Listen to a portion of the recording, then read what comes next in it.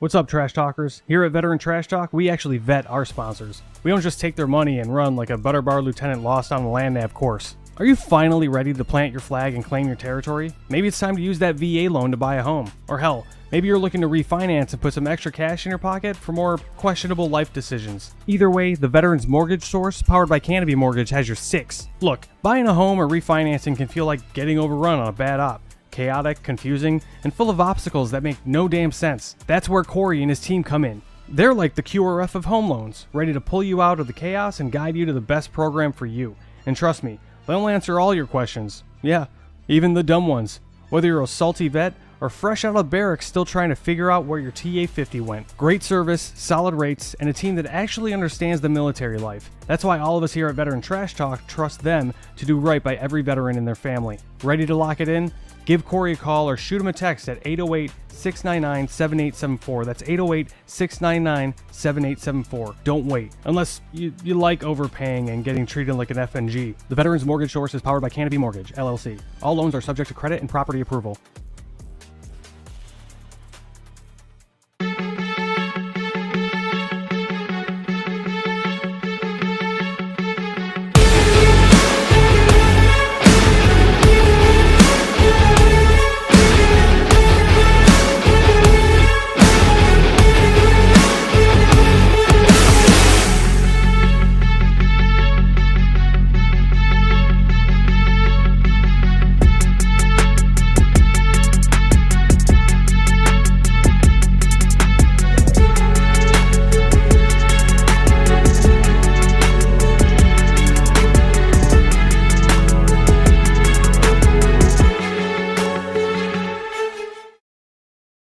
Hey, what's up, Trash Talkers? Listen, it's impossible to fight, okay, if you don't know what you're fighting for. Does that make sense?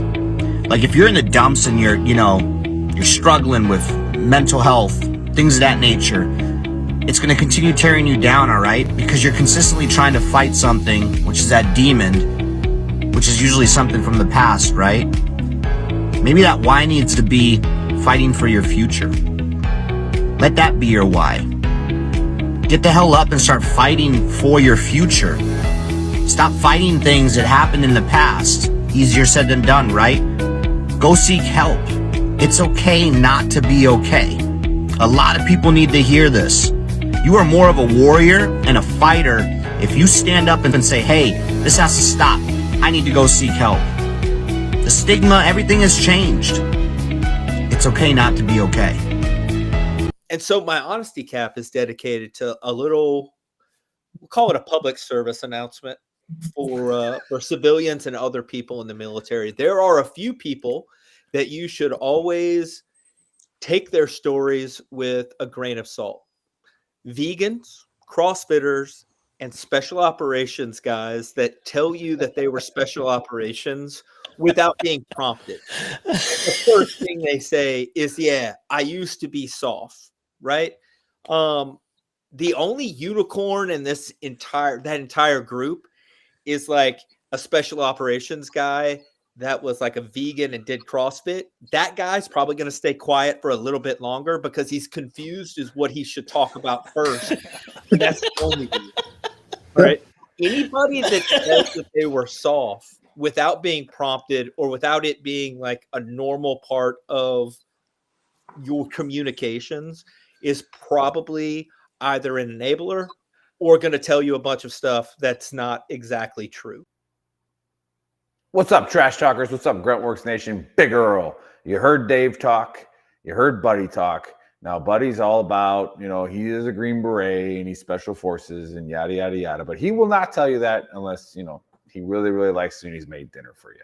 However, what Veteran Trash Talk does is we bring a lot of light to the veteran community, the first responder community. We promote that what we're doing well, all right, whether we're running for office, we started a business, nonprofit, all those things.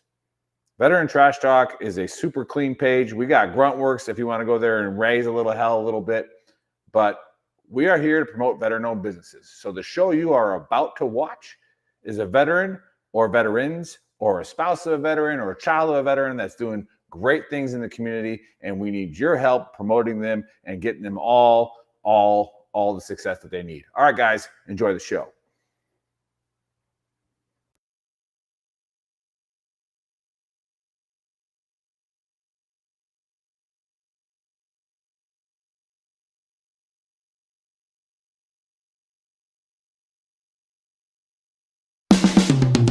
This is the Veteran Trash Talk Hour, hosted by Nick, Dave, and Buddy. Real warriors making fun of other real warriors. Try to not get triggered.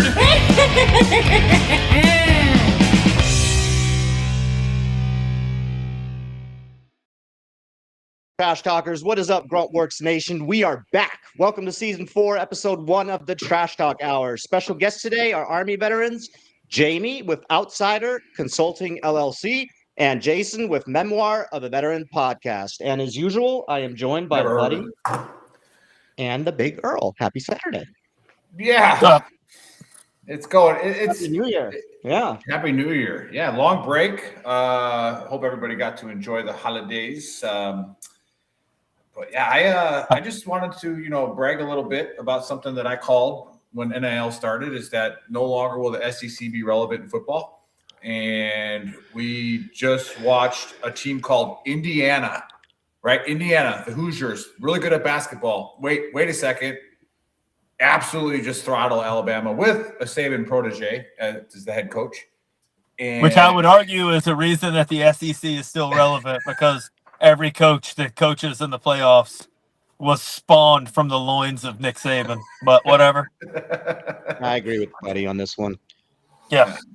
You're going to have to. It's a dark day. It's going to be a dark period for the SEC. You're going to see a lot of Southern Republicans start screaming for regulations all of a sudden. I'm just saying. I mean, to be fair, a lot of everybody is screaming for some kind of regulation. It is, but that's not crazy. The joke, buddy. You know what? And here's my problem. Again, we talked about it pre-show, but if you're in college playing quarterback and you've been there since people that started playing college football with you have retired from the NFL, you need to get out of college football. Like, what in the fuck? How are you Carson Beck, 7 years in college? How are you not Dr. Carson Beck, quarterback, Miami? Like, how is that not a thing? I mean, what is happening? Not even that. His top receiver was 11 years old when Carson Beck was a freshman. Right. And now they're playing together. He was watching Carson Beck. Well, he was riding the pine, but still, he was watching Carson Beck in national championship games when he was in middle school. How is this even possibly fair? That's like having a 25-year-old playing his senior game in high school, talking about how he's tearing up these little teenagers. Like, yeah, that makes sense. You've learned the system for double the amount of time that everyone else was in college. Well, it has worked. You actually have kids fighting to stay in college now because they make more money than they will in the NFL. So, Chambliss is going for his 7th year. He's in court right now at Ole Miss trying to stay another year. Yeah, as a grad assistant for basket weaving. They should call all those guys all remind me of that movie Failure to Launch. Like, that's a great call. Yeah, I would like to share a little story. Dave, you've been skiing before, haven't you? Do you ski or snowboard? Ski. I'd love to snowboard. I've never snowboarded before. Snowboarding is easy. So I went snowboarding, or I've been snowboarding. That's basically what I do. I went skiing the last day that we were up on the mountains. I decided to rent skis. Everything went well. It was fine. Made it down the mountain a few times without killing myself. Everybody failed to tell me. So there I was on top of the mountain, deciding to go down this one run for the 3rd time. I was like, all right, I'm going to go down this run. I haven't fallen twice. I'm going to go down the 3rd time, and then I'll go down a blue after that. It will be fine. And then it hit me, and I was like, ooh, I got to take a shit. I'm going to need to get down this mountain. So I make it down the mountain. It's fine. Get to the lodge. Clomp down, because you can't walk like you can in snowboard shoes down to the I go downstairs to the bathroom. What everybody failed. Everybody told me, well, this is how you get up and this is how you keep your skis from crossing. Nobody told me you needed a class in sitting down to take a shit. I almost exploded. My butthole was already at muscle failure. And then as I was going down and I started to just fall, my asshole was going to go, whoa. And I was like, don't do that. Don't do that. Then I couldn't get lined up with the holes. It was terrible. Anyway. Pictures look amazing, though, buddy. You look like you had a blast. It was beautiful. I did have a good time. Yeah. I was just happy I didn't shit all over the back of their French toilet. They'd have been. Yeah, that's a plus. That's a plus. I'd have brought new meaning to the word ode to toilet. Spackle that thing. Yeah, that's what you're gonna need. Clean up down by where you bring out the food. My bad. I was just returning your shit from earlier. I would also like a refund. Whatever. Solid thought right there. That's what they get for over serving me cafe au lait. Yeah, Cafe au lait. their fault. Everybody knows 3 of those make my stomach get bubbly. That sounds like some fancy coffee for veterans. Well, he's trying to do his best way to French royalty now, but he's French. Yeah, he's flexing okay. that he was in the Alps for Christmas. You know, he drinks. Trying to make a story where it doesn't sound like he was in the Alps. Oh yeah. Everything you're saying is absolutely true. That's 100%. Big 100% true. Yeah. Well, Anywho. anyhow, let's kick this off with a conspiracy that came across my TikTok feed the other day. And this one's actually, I think it's good. You guys might think it's garbage, but it was actually an Unsolved Mysteries as well. And I watched part of it. And till this day, it has still not been resolved on what the Oakville blobs are. Chris, play the video. Uh-oh.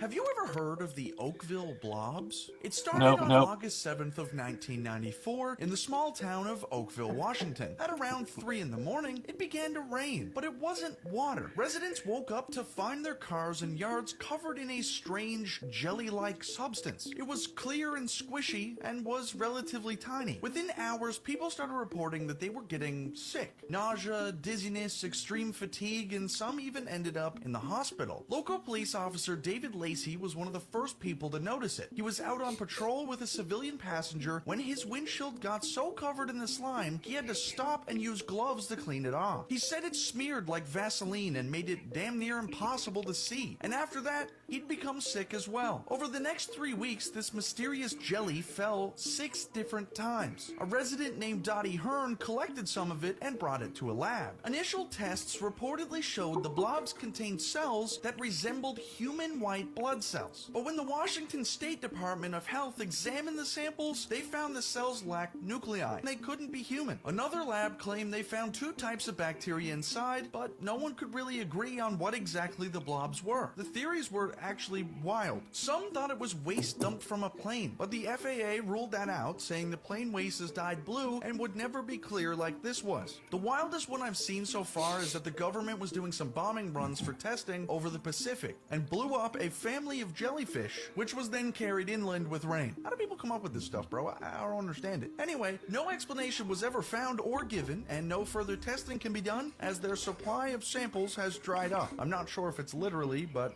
apparently it's dried up. So what do you think they are, and how did they get there? If you have any cases you'd like to see covered, please leave them in the comments below, and make sure to hit that follow button so you can be notified when I post them.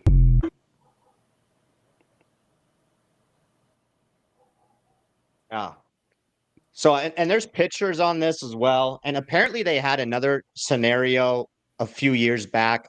I didn't find much on that. Obviously, I went into the chat GPT to look this up too. And it is a well-known case and it actually happened. So I guess my question to everybody is, what is it? Or do you have a theory on what it is? This is super I'm just easy. going to go with, yeah. I can't wait. Nick even said, you'll know. You're going to know the answer. I don't know. Maybe some military testing. That's what I'm going to go with. And I'll leave it at that. What do you got, brother? If you already know the answer, what do you got? Just give it to all of us before everybody Super else. easy. Immediately request Diddy's flight logs. And where was he during that time?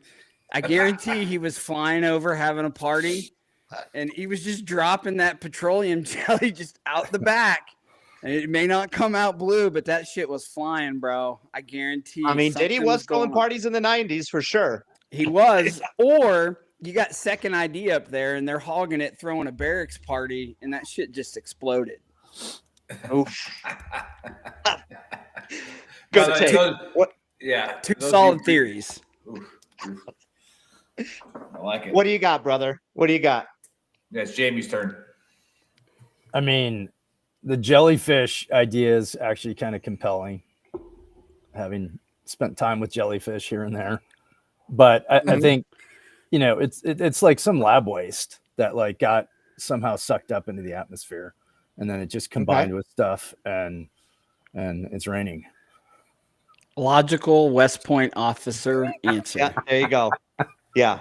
Okay, perfect. What you got, buddy? What you got? I know- Well, Yeah, first of all, actually, I'm real annoyed. ChatGPT. I'm real annoyed that that Jamie took part of my answer. I do like to blame shit on the Chinese, so I'm gonna guess that they put something happened and it went into the atmosphere. Took a while to like mix with water and then fell out there. That was my first one, and then I thought about it, and that's what I do. That's also the habitat of Sasquatch. Oh, So nobody's really talked about it, but I've seen it 1,000 times. That's Sasquatch splooge. Bigfoot. The Sasquatches jizzing. They're very powerful. They have huge prostates. Shoots it into the atmosphere, falls back down.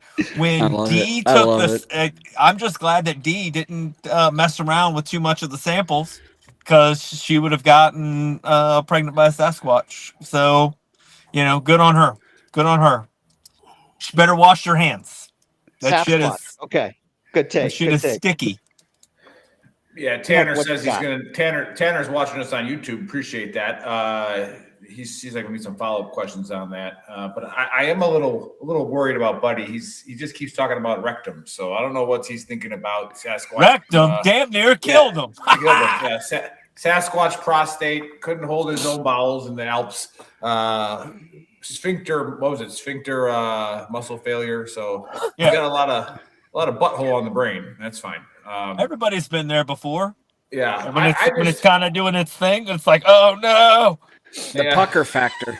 Yeah. Well, pucker factor is this. Yeah. Muscle failure is the elasticity when it's just quivering down there. He was It's pinch got a little walking. shake. Got to get to the toilet. Yeah, I mean, this is pretty. I think it's pretty easy. It's pretty obvious. When was the internet Oh, created mystery by Al doesn't Gore? think it is. Yeah, Just when saying. when did Al Gore create the internet? Was it 99? Was it 2000? Something like that. But why do they call it Silicon Valley? That was literally the creation of the internet, right Oh my there. God. Yeah. Solid theory. That might It's be the right best. there. All of a sudden, poof! They blew up all this When the silicon. cloud was in the created, sky. right? When the cloud was exactly. How anybody know what the cloud is? Everybody says this is the cloud. What cloud? There it What is. cloud's it in? Whoa. There it is. It's all tying together now. Yeah. I didn't know yeah, where you were that makes going, sense. but then you brought it back in with the cloud. Got it. Yeah. Pretty simple. You got to Pretty simple. contact So- Unsolved Mysteries, man. Tell them you figured it out. Yeah. Yeah, like why would they Actually, call we it can float Silicon around. Valley up there if they weren't just using a bunch of silicone to create the internet? Because could anybody here explain how the internet was created? Because Al Gore was the only one that knows. Like, no, I didn't think so. All right, because all of a sudden now we're just streaming. We're in 5 different states talking to each other, all because of silicone. That's all. I think we're only in like 3 different states or 4. So Oh yeah, there's that's 2 right. people in Arizona That's right. That's at right. least. But no, all right.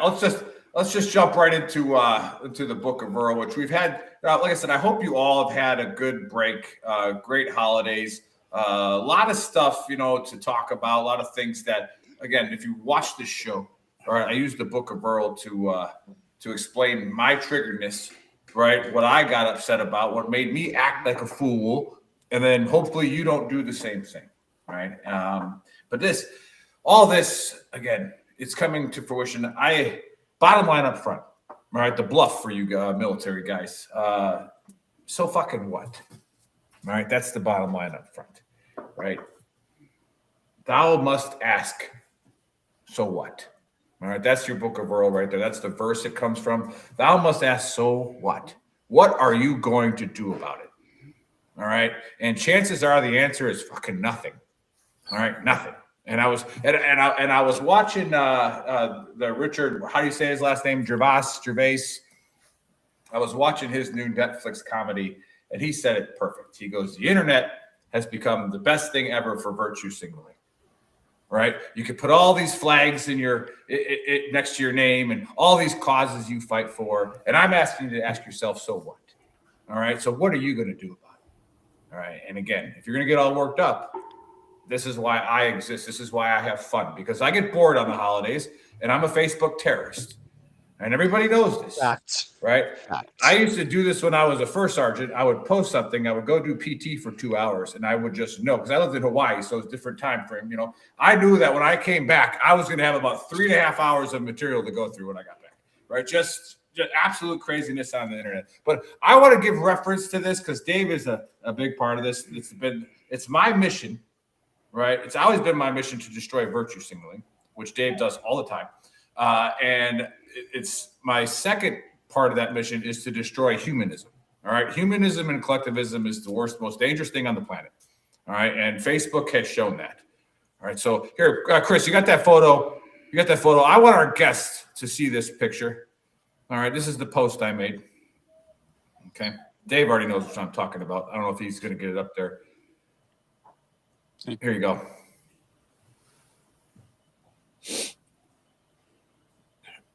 All right. What does that say? Let's let Jamie read it. Jamie, what does that say? Can someone explain to me, Barney style, why we as a country shouldn't secure oil-rich territories? Right. Anywhere in there, does anybody see anything about President Trump or Venezuela? Nope. Nope. Don't see one freaking thing mentioning them. However, I knew what was going to happen. You have 1,000 comments about it. Exactly. I knew the biases would come out, and I knew the virtue signaling would come out. And I will use Dave's point. All right. Dave's like, because it's not ours, it's wrong. The oil. Right. And I didn't say using military action. I said securing. Right. Which we saw other people then get on the chat and say, you know, well, we do it other ways with banking, with loans, with territories, with trade, with treaties. Yeah, securing, right? Why would we not secure oil-rich territories? When, and this is where it gets into the studying of things, and this is where I get even more triggered, and I was getting triggered online, was people are like, I have a history degree. Okay, so you went to college for 4 years. 2 of those years you actually studied history. The other 2 you were fucking off because that's how they scam you and make more money, right? And you have to take all these other classes that don't matter. Okay, so for 2 years, you took some core history classes, which means for 2 years, you probably have loose knowledge of about a 5 to 10 year period in the world. All right, you are by no means an expert. All right, there are people that study an entire decade, their whole life. And I got Tanner on the thread. I asked Tanner, Tanner, make sure you watch, because Tanner's kind of like he guides me. He's getting his PhD in history. Right, and even he will tell you that he doesn't have enough time to study a lot of history, but you got to have a little bit. All right. And it's the same people who say, oh, I went to a religious college. So did I. Right. I did this. Dude, there are people that spend their entire life studying one book of the Bible and can't figure it out. All right. So, like, whatever. Save your virtue signaling expertise for the triggered people like me. But let's go back to this is where I'm going to come at you. All right. This is where I don't like the virtue signaling about we shouldn't secure oil. Or we shouldn't do what's wrong. Oh, we should just leave them alone. We shouldn't do that. Okay, ever since recorded history, like the first caveman, right? He found something he could write on a fucking wall with, like a sharp rock or like a little bit of something from a plant. And he was drawing pictures of like saber-toothed tigers, where he's like, don't F with that, bro. That thing will eat you, right? And he's trying to tell stories to the next caveman. Then we got together, all right? Then we started to, evolve and become societies. And let's go to like the Egyptian one, right? The recorded, like the hieroglyphics, where these humans, the people in power, were like, I need to build this giant ass pyramid because that's where you're burying my ass, right? And then, oh, by the way, when I die, you're going to kill all 4,000 of my slaves, and you're going to put them in there with me because I need them in the afterlife. All right, like, yeah, real solid human beings there. And then let's go to like even the Hebrews, right? We got this big anti-Semite thing going crazy now. Even the Hebrews, like, read the Old Testament, dude. God was like, hey, Joshua, cross that Jordan, go fuck all those people up, right?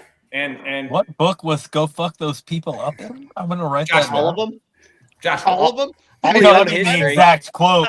And God said, "Yo, go fuck those people up," though. For real. Pretty much.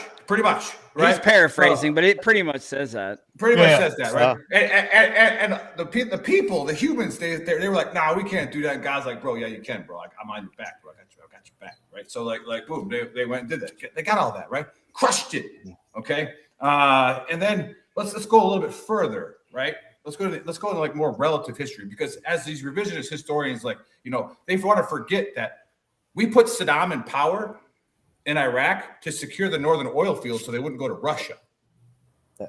Right? Like, and then all of a sudden, oh, we're doing this Iraq thing again. We're getting rid of Saddam. Dude, again, you don't bite the hand that feeds you in this world. There is no humanism. There is no greater good. The people who have power, right? That's what they wanted. That's what they got, and they ain't giving it up. Right? And they're going to continue to kill everybody in their way. Right? So, we shouldn't do that. Oh, we shouldn't let Maduro take the oil that we spent money on to get and give it to Russia and China. Like, nah, boss, we're going to go get our money. we're going to go get our oil. And again, to Dave's point, does that make it right? No. But, I think the operation itself was badass. Like, badass. I'm all for it. And Maduro's a piece of shit. Like, nobody's even arguing about any of that. My biggest argument was just, what does that set on the world stage, right? If we can just fucking... And I don't know international law. What do you mean? What does it set on the world stage? It's the way the world works. We just go wherever we want and just fucking take what's ours. Yes. Like, just that. Yes. I mean, that is literally what's happened the entire recorded history of the world. Yeah, I don't know. Of the world. I guess I'm just a little. Yeah. Then Russia, China. Now everybody's heated. Everybody's pissed off. Like, now we're like, I don't know, man. I think it puts us in a worse position than we think. Honestly, that's just my opinion. And again, I could be right or wrong, right? That's just I think you're 100% wrong. That puts us in a worse position, because that we're not in any position, right? Like, that's like, to think that we have the wherewithal, the geopolitics of what's going on there. We don't have it. Now, until 1776, I like that Tanner brought that up, because Tanner likes to bring in the founding fathers, right? We shit all over the founding fathers, all right? In the turn of the 1900s with the 17th Amendment, when we made it a democracy, right? As soon as we made it a democracy, we made it a mob. A mob can be controlled.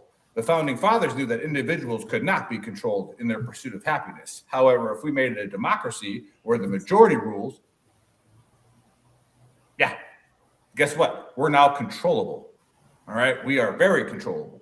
So again, that's what triggered me. But yes, if anybody who says, I know, that, but then we were like, back then we were all pro Ukraine, save Ukraine, and Russia was just seizing their territory. It's just like, it's dude, now, like, okay, China, go take Taiwan now. Like, it's free game, you don't think they're trying? You don't think they're trying? Yeah. Okay, yeah, but we don't want them to take Taiwan. We don't want Maduro giving our oil to China and Russia either. Well, and my thoughts on the Maduro thing is, it was a corrupt election. 100%. Everybody knew that. And back in the Trump's first election, he said he was going to handle it, and he never did. And you even have Schumer coming out here saying he said he was going to fix it, but he didn't. Like, there's videos of Schumer saying we should fix this. We should fix this. Well, now he's fixed it, and he's trying to reinstall a democracy, which, as we've stated, democracies don't always work. We've seen it around the world. We install people and say, here's your election. I mean, hell, we tried for 20 years in Afghanistan. And who has it now? The fucking Taliban. Yep. All of us who served over there, it's like shitting on our buddies' graves, walking out of there, giving them millions of dollars. And so I think typically we do this with CIA. We send black ops teams in there, try to overthrow it, and we don't get seen in public light. So now we're on a world stage and we said we're going to do this and we did it in the public eye. I do wonder, how does that make us look by the world? Yeah. Right. I mean, now we're not talking about Epstein anymore, right? So we got rid of that. Yeah. I mean, and well, was I'm he sure- in the I'm sure files? we'll bring Was he that back not? up. I'm sure we'll talk about that there next like week. more records that were supposed to be released on Friday? I mean, it's fake Yeah, news, they right? Like we just blacked don't out. talk about that anymore now. Yeah. They were all done. blacked out. But I want to go back to something you Shit, said hey, at the beginning when you were talking about, what'd you call it? The Book of what? Book of Earl. Book of Earl. Book of Earl. And you said, what are you going to do? What are you going to do about it? Right. Yeah. And it brought me just to a thought I had last night at freaking, God, it's about 2 a.m. I had a rough night. I bought it. Well, Jamie and some other veteran guys, they got me another hunting dog because I'm going through my second divorce. And so I should be easily a sergeant first class now just because I got 2 divorces. But anyway, my puppy ran off last night. And so I was freaking, out till 2 a.m, walking roads, yelling, screaming, finally found her. But I ended up watching a movie last night, and you would be surprised. Sorry, that comment real quick. Greenland should just rename itself Epstein Island so Trump will run away from it. That is fucking solid. Go ahead. That's epic. And I watched a movie that I've seen 1,000 times, but when you said that comment, it's actually in this movie. It's not a movie that you would typically think of that a veteran would watch and get something that you're struggling with PTSD and get an actual meaning out of it. But Al Pacino in Scent of a Woman, right? And so he's in New York and he's in his dress blues and he's got this kid that's with him. He's just his assistant. And he told this kid, I'm going to go to New York. I'm going to sleep with a beautiful woman. I want to ride in a Ferrari and I'm going to get in my dress blues and I'm going to shoot myself in the head. Right. And so this kid walks in on him. He's in his dress blues. He's done all the other things. He's got his 45 and he's loaded. And the kid starts to fight. Scent of a Woman. Did I say something different? No, I was Buddy was just like, okay. Buddy was okay. like, come on. Yeah, Buddy's just not listening. A little delayed over there. It's fine. I'm writing and so notes. at the meantime, this kid is having this struggle at school because he's on scholarship and the rich kids, are going after him and he can't do that. He's trying to fight back. And so it comes to this heated moment where he's wrestling with him with this gun and he's trying to get him to shoot himself. And he says, well, maybe I'll just kill you and then I'll kill myself and no one will know. And the kid goes, well, just do it then. What are you going to do about it? And you see the eyes in Al Pacino. I mean, he's blind, but you see him and he goes, well, now I have to take this guy's life and my life. And I don't know. It just, when you said that, it was like, what are you going to do about it? Right. And now, hey, just so that for the record, we don't advocate you with somebody pointing a gun at you to say just fucking. No. Nobody wants any of that to happen. Again, I'm But maybe. strictly If you gotta read quoting. You got to read the room. Yeah, strictly quoting the movie here. But it's such a poignant moment. And sometimes it doesn't even take a gun. It was like Jamie and the other guys knowing that I needed this dog to get out of this funk of not even leaving the house for almost a month. Or, other stuff like, I'm sure we'll get into it, but our other buddy, Chad, he's a retired first sergeant after 22 years. Like, I took a job. I had just spent $10,000 to go to a school for cybersecurity. And I wanted to be a cybersecurity guy, right? I wanted to fight the get your enemy. headphones to work. Dude, I didn't have it plugged in. I have not done a podcast in a while, so I apologize. However, I wanted to fight the enemy Not a good resume builder. Yeah, I know, right? That's why I didn't end up going that route. But he was struggling. Like, his wife was calling me every day. I'm worried about him. So I totally walked away from cybersecurity after paying all this money to go work this crappy job walking around collecting information off telephone poles so I could be with this guy and see him daily and try to keep him alive, which we were successful in. But anyways, when you said that, what are you going to do? I think that's a question every veteran when they wake up says, what are you going to do today? Well, right. Yeah. And then just kind of like that, that's what was triggering me is like, we are not hypocrites here at Veteran Trash Talk. In fact, we we like to bring our own shortcomings and talk about, why we were triggered this way or that. But that being said, like even with, promoting veteran-owned businesses and shedding light instead of shade on the veteran community and what veterans are doing great, right? We saw a problem and we did something about it. Dave, Buddy, Joe, Bill, Monica, all of the people that run our VTT official, all those people, we did something about it. Right? What are you going to do about it? You're just going to keep posting that you have PTSD and life sucks? Or what are you going to do about it? Yeah, right? that's What perfect. And then like now we got the other side of the coin on the chat thread with somebody blaming the Democrats always getting on Trump and yada, yada, yada, yada. Like, again, stop your virtue signaling on Facebook, bro. Like, did you post one thing when Obama was launching fucking hellfires all over the Middle East? You probably didn't, right? You probably didn't say one word about it. Right, but one time we go in there and it is what it is. But like I said, go ahead, buddy. You've been waiting. Yeah. So Libya, Egypt, Panama, Iraq, Afghanistan. Those are just the ones off the top of my head in the last 30 years.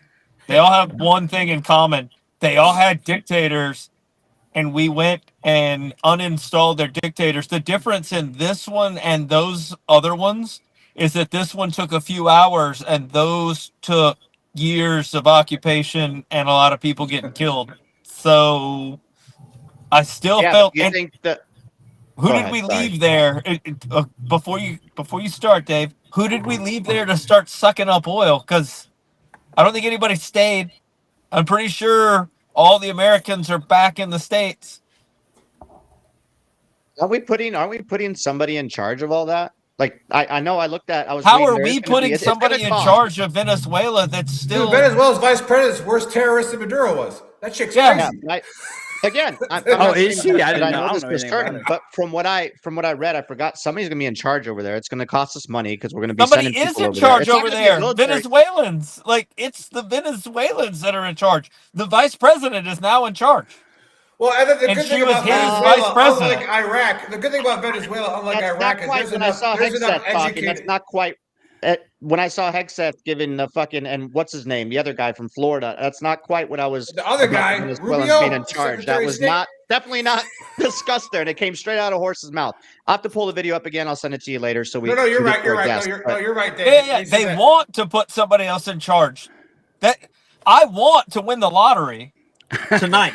Well, no. They're gonna do it. That just goes back to Nick's honesty cap too. It's just good. It's gonna at happen. Some point, somebody that doesn't sell oil to China, Iran, what money? It costs us a shit ton of money to build their whole infrastructure. We're not just gonna hand it over to Russia and China.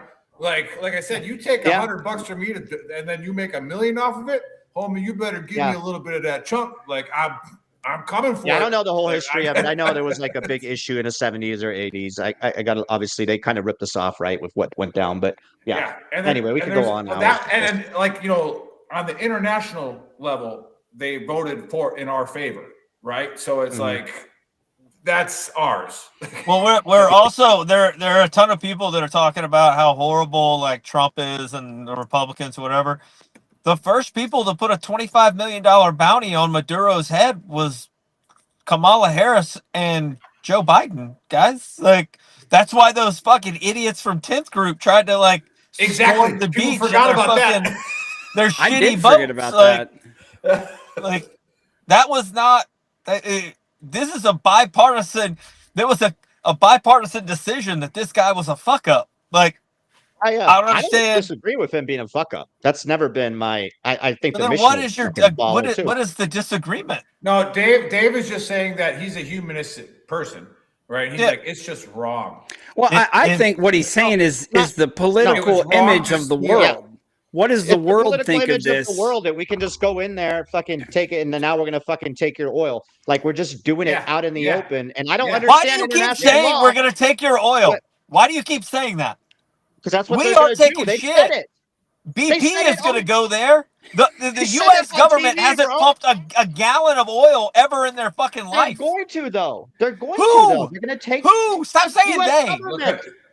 The government doesn't. The government doesn't have a single fucking oil pump. He's like, I got him going. Oh the U.S. government doesn't have one fucking oil pump.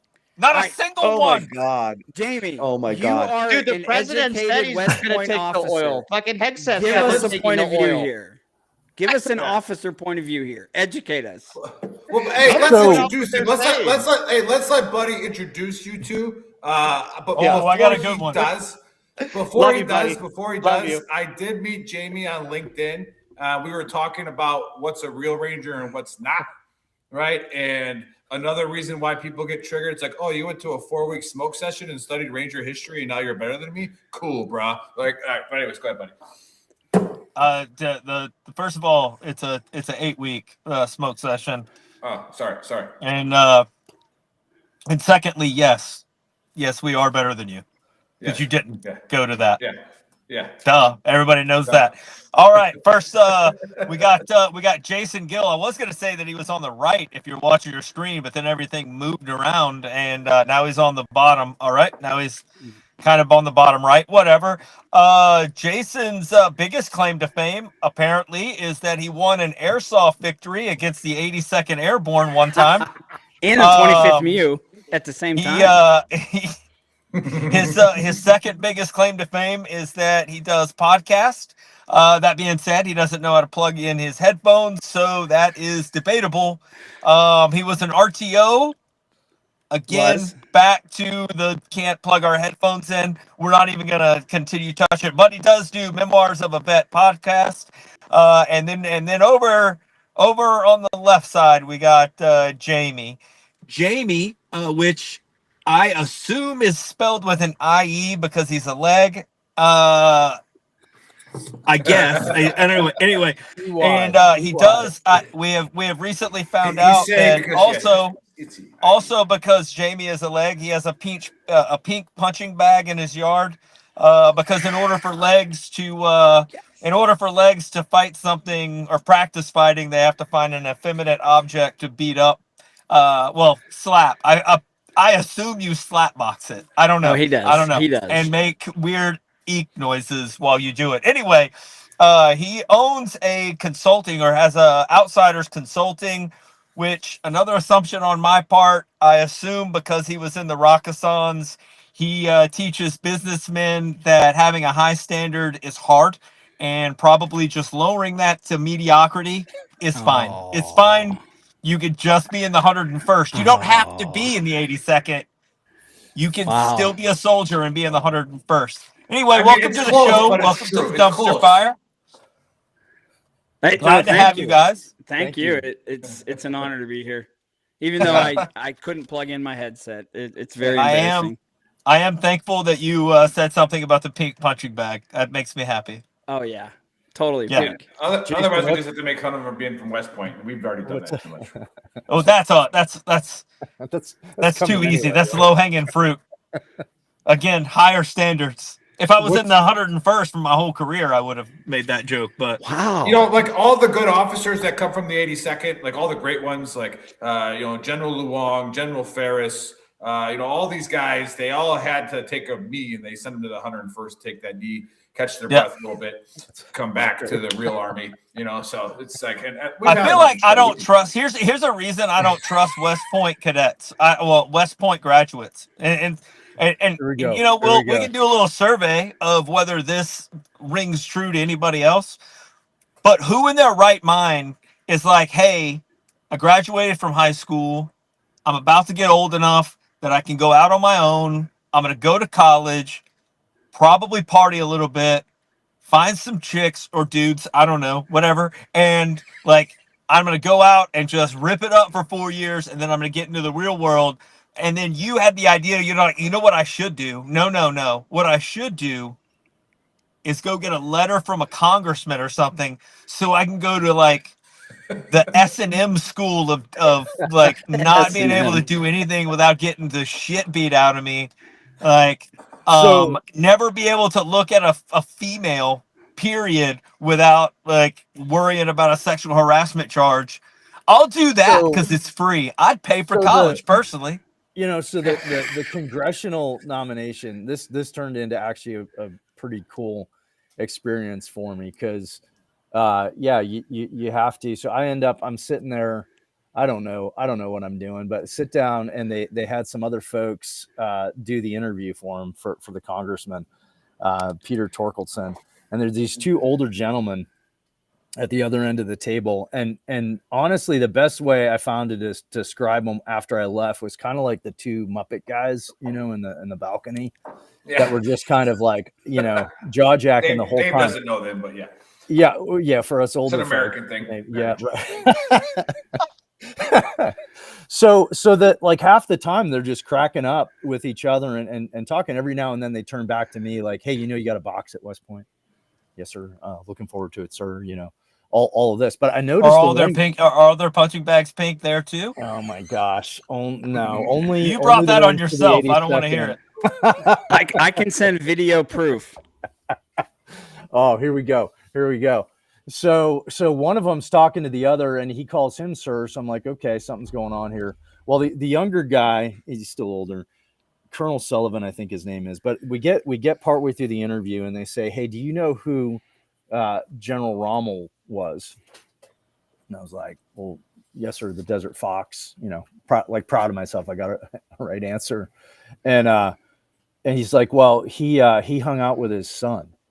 And I'm like, huh? And he's like, yeah, they were buddies. He's like, this is General Patton's son, who turns out was also a general. So I'm there like peeing my pants right at the end of the table. I'm like, oh, I was doing good to meet you, sir. But yeah, it was like General Patton, the fourth. I think it goes around. Anyway, General Patton's son, also a general, became great friends with Rommel's son over in Germany. So I got this like piece of history because of the political nomination process to go to West Point, which I thought was pretty cool.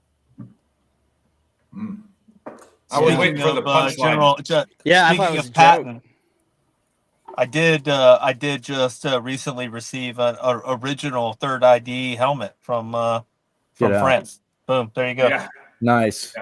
Nice. Hey, I forget who coined the 82nd All-Americans.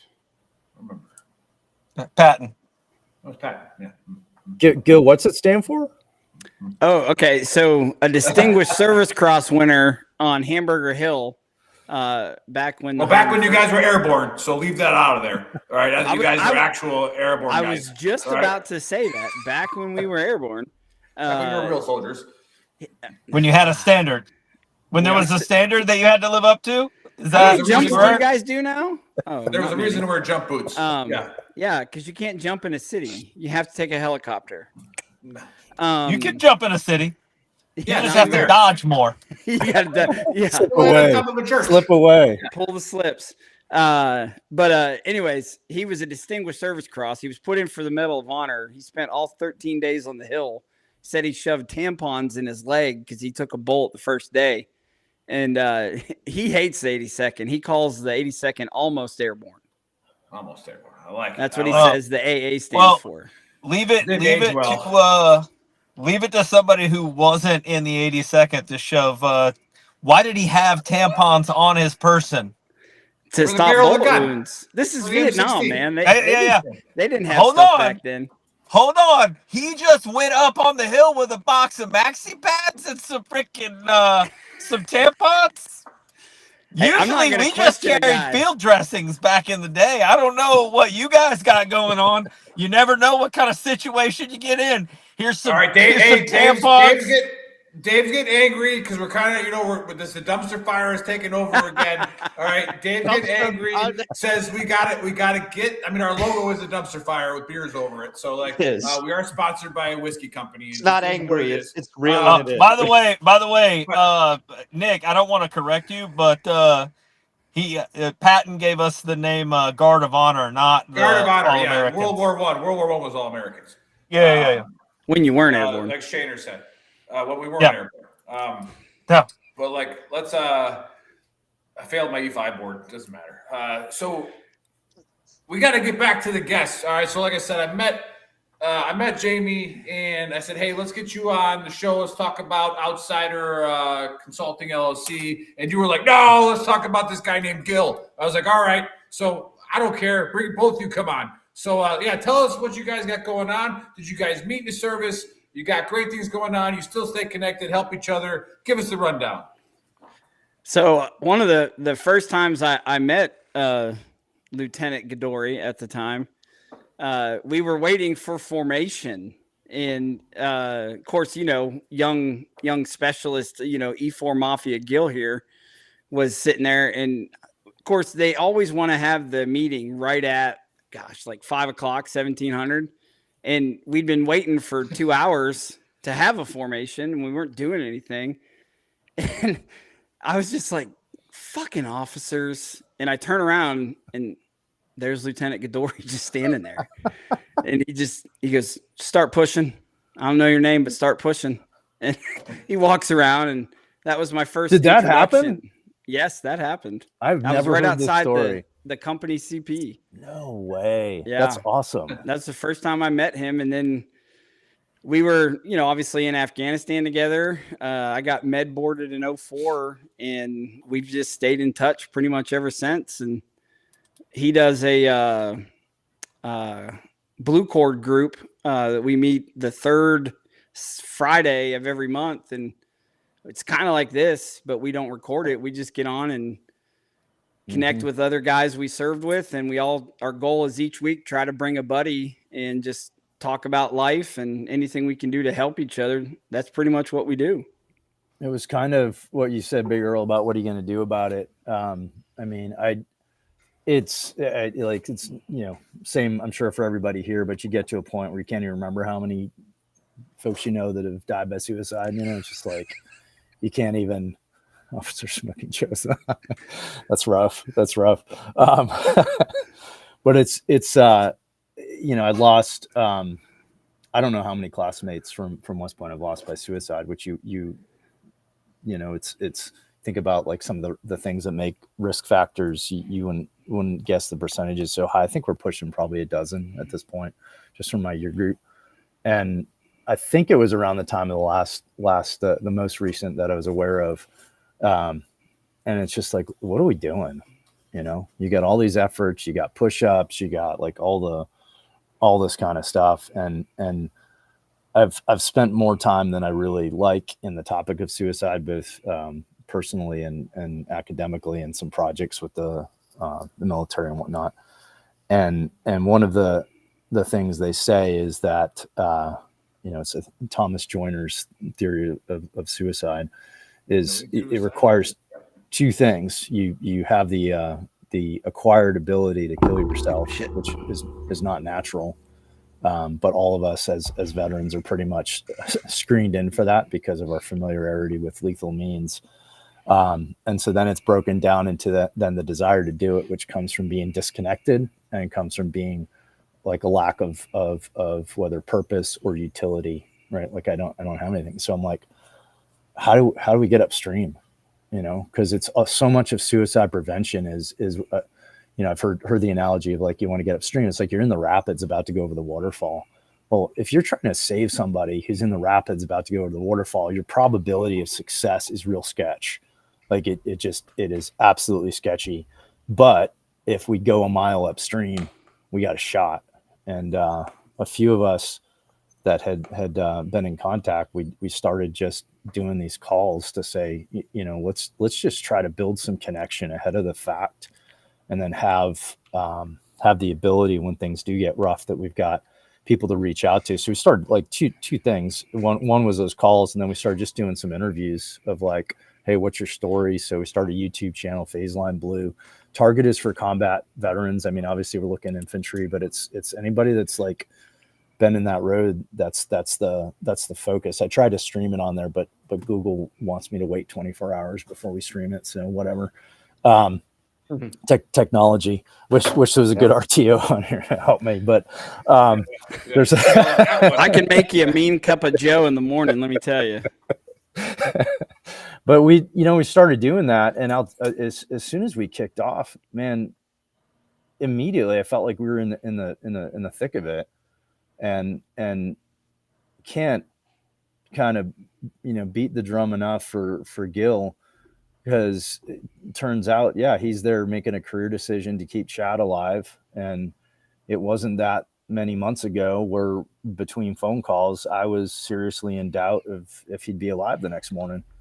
like that. And Jason drives a couple hours to go find him at a lakeside, and pull him out. And good upside is he's doing awesome now. He's thriving. He got the help he needed, all the things. But that's sort of like rapids and waterfall. Like we were in it because like it was only like one or two circles out from like that original core group of people that were in the thick of it that we just weren't aware of, to include some dude from Vietnam that we ended up getting linked up with through like all these different. So we end up on a phone call with this guy, and we're like, we're just the young generation, and this dude's like done all the things that you'd imagine, and try and keep him alive.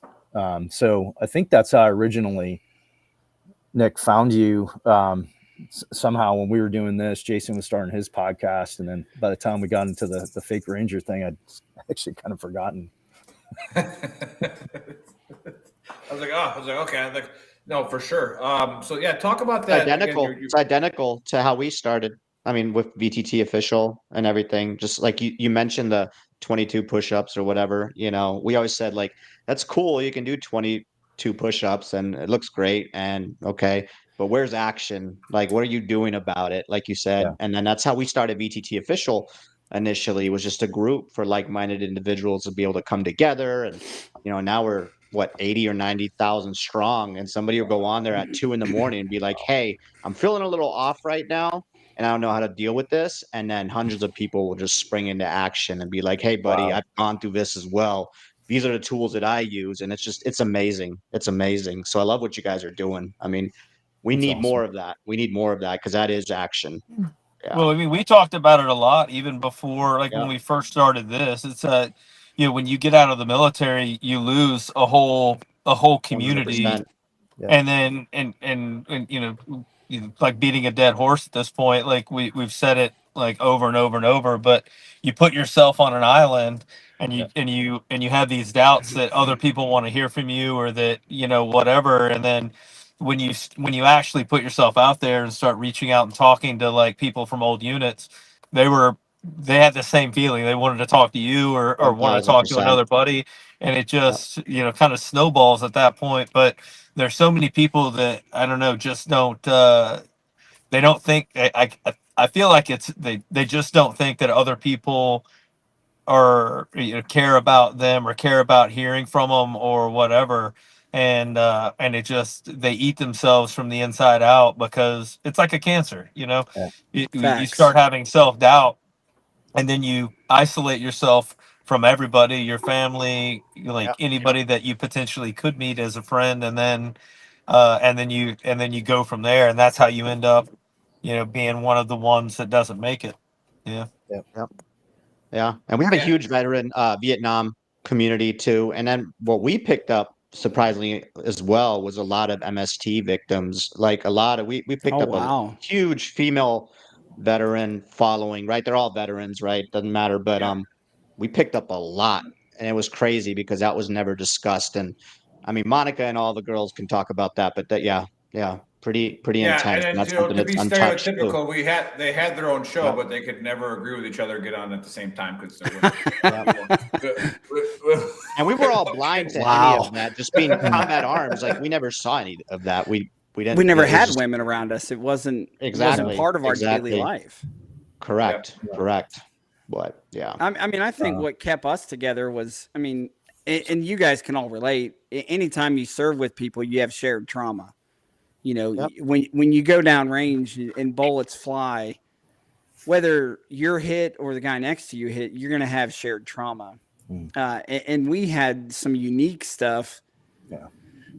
I'm shaking just even thinking about it, and I got goosebumps. In Fort Polk, Louisiana, in November I hate that place. 15th. It's the armpit of the United States, and we hate it even more. November 15th, that we were involved in a serious training accident. 2 of our guys got killed. They were run over by a tank because we. Oh shit! When was that? What year November was that? 15th, 2002. Okay. We were right outside Shugart Gordon getting ready for the final push. Yeah. And we had just got back from Afghanistan, and they sent us there to train to go to Iraq. And I'm like, this is the dumbest thing ever. Like, we just got home from war after 7 months, and you're going to send us here for a month to train to go for a year? It makes zero to a place sense. that doesn't look anything like Iraq. Yeah. Exactly. Welcome to the averaging cycle, my friend. Yeah. And so not only did we have the war trauma, but then we had the training accident trauma. And then I was home having surgeries from my stuff in Afghanistan. And so I had to sit back while everyone else went to Iraq. And I'm, on notification teams for people dying. And it was horrendous. So when we all got out, I think we all went our separate ways. And I'll just be blatantly honest with you here. And I've only said this on my podcast once, but June 2nd of 2018, I had my attempt, and luckily it was failed. I took my 2016 street glide, got it up to 95 miles an hour, and I let go of the handlebars and just said, see you later. And I was life flighted from the scene. I had four fractures and a brain bleed, and I walked out of the hospital 5 days later. That was it. Miracle. And somehow I'm still alive. Glad you failed, brother. Glad you're still here. I am too. For sure. And so I'm not gonna lie. What is your podcast called, though? What is it called, so people who are watching, listening, can go follow it? Memoirs of a Veteran Podcast. And it's not on Facebook. It's not, because I don't use hardly Facebook for even personal, hardly. TikTok, Instagram, right? Yep. I had it on TikTok, but nobody ever seemed to follow it. I had all kinds of clips, but I could never get it going. And I did my algos there are weird. Yeah. Yeah. And I haven't done an episode in a while, because the last one I did, it was after a friend of mine killed himself. And we did a live episode the day after, and it was very difficult. And so I took a break for a little bit, because it was getting to me a little bit too, sharing everything over and over and over again. But getting to the Chad story, after knowing what I've gone through and having that attempt and seeing how bad he was, his wife called me, I think it was 10 o'clock at night, and she goes, I can't get a hold of him. I can't find him. And we were working the same job, because like I said, I had given up my dream to be a securityist when I know I can't plug in a mic or a headphone and it looks bad. But it was coming again. It was coming. I know it was. I'm beating you to the solid punch. Career move. Good job. Yeah. Beat us to the punch. Yeah. So it was a crappy paying job, and it was horrible hours, but I needed to be near him, because that was the only way. And he was my manager, so I had to talk to him every day. It was the only way I could see him on a consistent basis, because at the time, he was like 5 hours away living, but he worked in Tennessee where I live. And I knew he was staying in a camper. He was always by himself. He was selling off his stuff. And that's a key indicator right there. When they start getting rid of everything they love and they just quit caring. And I kept telling his wife, I said, get him a dog, get him something so he has something to care about. So we got him a dog. And then he called me and said, hey, can you come pick up my dog? It's sick. And I said, okay, I'll come pick him up. And he was sitting down on the lakeside with his pistol in his hand. And I just ran over and I grabbed it. And I said, we're done. You're quitting work tomorrow, and you're going to get help. And that's what we did. We got him in rehab. He quit drinking after I can't tell you how many years. And I left there. I was at his house today. He lives an hour and a half away from me. And I left there to come here to do this. Otherwise, I'd still be up at his house hanging out. But he's so much better. And his wife tells me every day, if it weren't for you, he wouldn't be here. And I don't look for the credit. I don't want it. But he meant so much to me in the service. And Jamie can attest, he's such a great guy. Yeah. But he was that one guy that was struggling so much that I gave up every job, and I hate the job I have now, but I'm still doing it because I can work from home. And if I need to go work from his house for a week, I can do that. Or if another brother's in help, I can go work from Kansas or wherever, and I can be there to help them, and I'm not missing work. So for right now, it fits the need, and that's what I'm going to continue to do. Yeah, you're definitely not pulling off any attention-getting vibes whatsoever. But again, which we've had to do, coach people into over the last 4 years doing this was, people need to hear your stories. People need to hear what you did, right? People need to because we are our brother's keeper. Yeah, that's a good one. Yeah. And people, I love that it's it's in an old historical text called the Bible, where the first he says, "And what am I, my brother's keeper?" Yeah, yes, yes, you are. So, that's what a great story. And you'd be surprised how many people watch and listen. They may never say anything, but you're helping them. I hope we always so. done a show. There are people watching this right now that are hearing that story, that are in the same situation, and they're like, "Oh shit! Well, there is a way." So just keep doing what you're doing, man. Yeah, and it's never fun where you are, but if you're down at the bottom, it's just one little, just keep scratching. The only way is up at that point. Damn right. It's not easy, Damn but right. where we were, overseas wasn't easy, but we got home. Yeah. True. Oh, spot on. And then Jamie, talk about Outsider Consulting LLC. What are you consulting on? Because we had a West Point around here that sells goats. So, are you in the goat business? Durka. Yeah, we did. We actually did. We had a West Point around here that sells goats. So that's awesome. I do not. I don't know much about goats. So that I would not succeed in that business.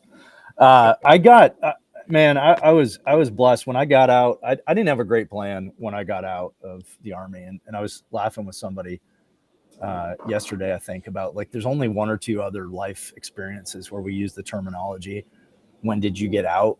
I think it's prison, and I don't know besides that. So it's maybe the hospital or rehab. Yeah. How long you when been is out? Hallmark gonna make a getting out of the Army card? Yeah. Well, hey, I'm sure they do. You might want to trademark that before somebody makes it happen. It's on the internet now. Somebody's gonna do it. Yeah. Oh well. Yeah. But it's I end up I don't know. This will be not virtue signaling, but humble brag. So I'm getting out. A buddy of mine is like, "Do you have what's your plan?" Crappy plan. He's like, "What are you doing in the interim, the transition from the military?" I have to be explicit about that now. Military, transitioning from military to civilian, not otherwise. And he's like, "Hey, you should run a marathon with me." And I'm like, "Okay." So we start training. We're up in Colorado at the time, and train up for this marathon. So I'm looking what's out there. I had no idea what was out there job wise. I just had been so military focused. Zero idea even what industries, all the things. So stumble upon this thing, management consulting. I was like, "Oh, that's interesting." Get paid money to help with managing and leading and all the things, and through the military experience, most of us, whether we realize it or not, I think have just been in this pickle juice of what management leadership looks like, and whether we've done it perfectly or not, we have this imprint of what right looks like.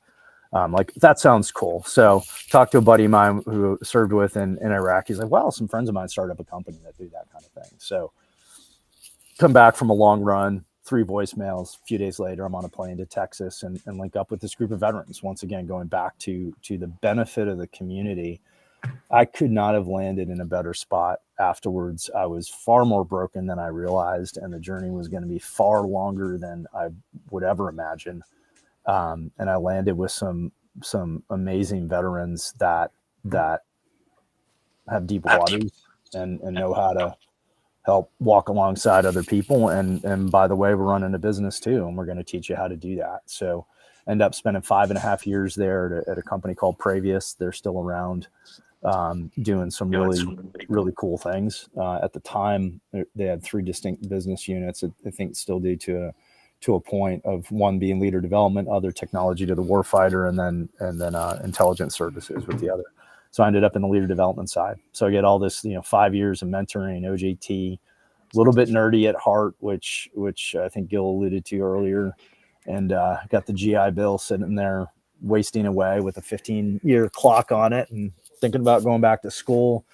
Thought I might have a calling to the chaplaincy to go back in because, like prison, there's a recidivism rate to, go back in the military. Maybe I should go back in. There you go.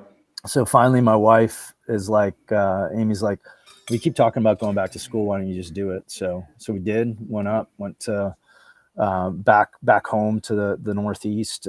Got close to geographically back to my parents, my kids' grandparents, and through that process and a lot of other things, that's when Outsider was born. While I was up there in the Boston area, never would have stepped out on my own otherwise, without like going back to school. I just wouldn't have taken that step to launch. And so a lot of times people ask me about it and say like, how did you how'd you start? I'm like, I stumbled into so much of this. Like I'm really blessed, had some good mentors, good opportunities, and then just kind of grew along the way.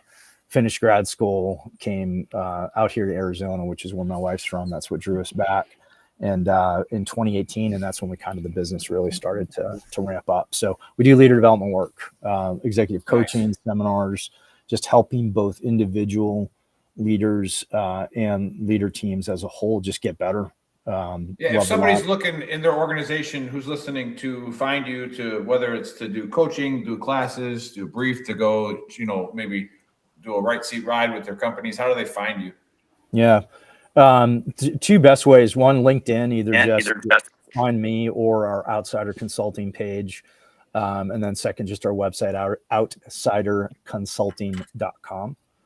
And that's where we're at. Love it. All right. Well, I think Buddy can run to the AAR. We had to go a little bit longer because the dumpster fire took over, and that was good. Good first episode. It's great to be back. This is our territory. I'm not gonna lie. I'm super mad.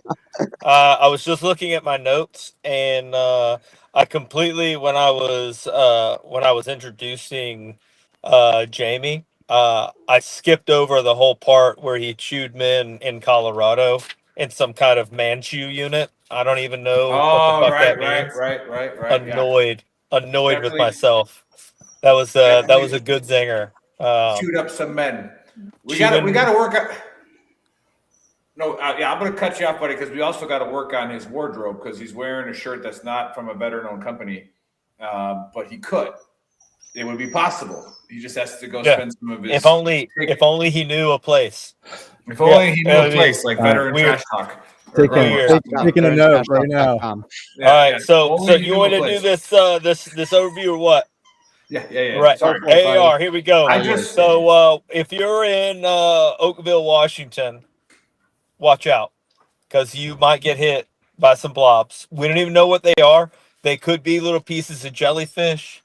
There's a very good chance that they're splooge from a Sasquatch. No idea. But in 1994, they landed all over the place. The Book of Earl. What are you gonna do about it? You get mad. You post on social media and you say all this bullshit, but really, you're just gonna whine. Like if you're not gonna do anything, shut the fuck up. Basically, is what the Book of Earl was. If you're not actually gonna do anything to change anything, then make sure your bottom lip and your upper lip have enough contact and just be fucking quiet. All right. Let's see. Then we met Gil, who's doing memoirs of a veteran podcast, and Jamie from Outsider Consulting.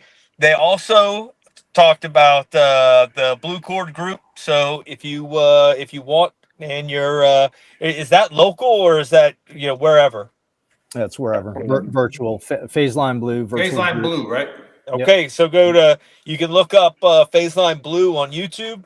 You got to wait 24 hours because they haven't figured out how to just stream it. I don't know that we have either, but whatever.